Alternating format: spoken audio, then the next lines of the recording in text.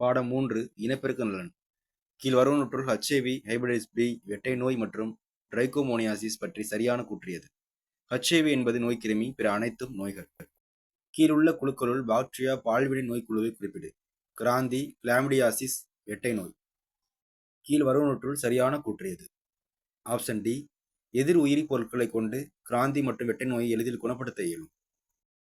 ஒரு கருத்தடை மாத்திரை அண்ட செல் வெளியீட்டை எவ்வாறு தடுக்கிறது? FSH மற்றும் LH ஹார்மோன்கள் சுரத்தலை தடுப்பதன் மூலம்.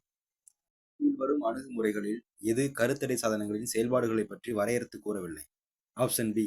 விந்து குழல் தடை விந்து செல்லாக்கத்தை தடை செய்யும். கொடுக்கப்பட்டுள்ள கூற்றை படித்து சரியானதை தேர்வு செய்க. கூற்று ஆ.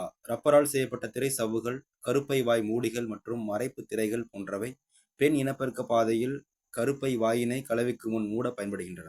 கூற்று ஆ. மேற்கூறிய அனைத்தும் மீண்டும் பயன்படுத்தக்கூடிய வேதிப்பொருள்கள் தடுப்புகள் ஆகும்.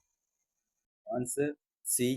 கூற்று ஆ சரியானது, ஆனால் கூற்று ஆ தவறானது. வரிசை 1 மற்றும் வரிசை 2ஐ பொருத்தி சரியான விடைத்தொகுப்பை தேர்வு செய்வோம்.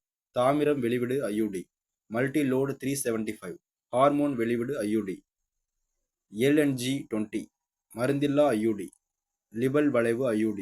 மாத்திரைகள் சாஹெலி. கீழ் வருவனவற்றுள் ஹார்மோன் கருத்தடை மாத்திரைகளின் செயலாக்கத்தை பற்றி தவறான கூற்று எது? விந்து செயலாக்கத்தை தடை செய்தல். மீண்டும் சந்திப்போம். நன்றி தோழா.